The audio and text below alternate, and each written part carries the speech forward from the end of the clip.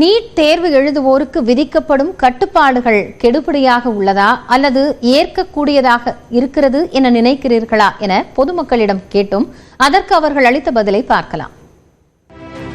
இந்த ஸ்லிப்பர்னால இந்த ஹேர் கிளிப்னால எல்லாம் தப்பு நடக்கும்னு எனக்கு தோணல. இந்த அண்ணா கயிறு இதுல எல்லாம் ஆனாலும் இவ்வளவு ரெஸ்ட்ரிக்ஷன்ஸ் தேவையில்லைன்னு நான் நினைக்கிறேன். பட்டன் போடக்கூடாது, டிரான்ஸ்பரண்ட் பாட்டில் தான் வேணும்ன்றாங்க, தண்ணி பாட்டில் கூட.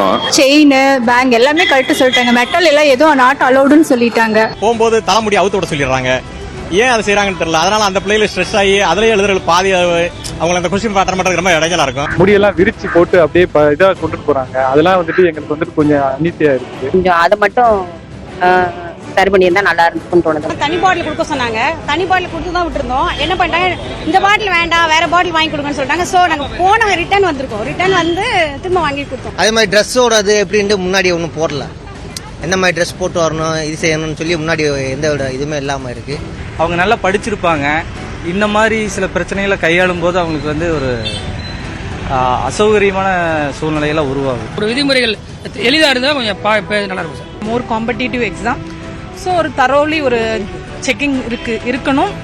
அது வேணும் தான். ஆனால் குழந்தைங்கள பயங்காட்டுற மாதிரியான செக்கிங் வந்து இருக்கக்கூடாது அப்படிங்கிறது என்னுடைய கருத்து. ஸ்டூடெண்ட்டே அவங்களுக்கே கன்வீனியன்ட்டா இல்லைன்னு தான் சிலதெல்லாம் ஃபீல் பண்ணுறாங்க.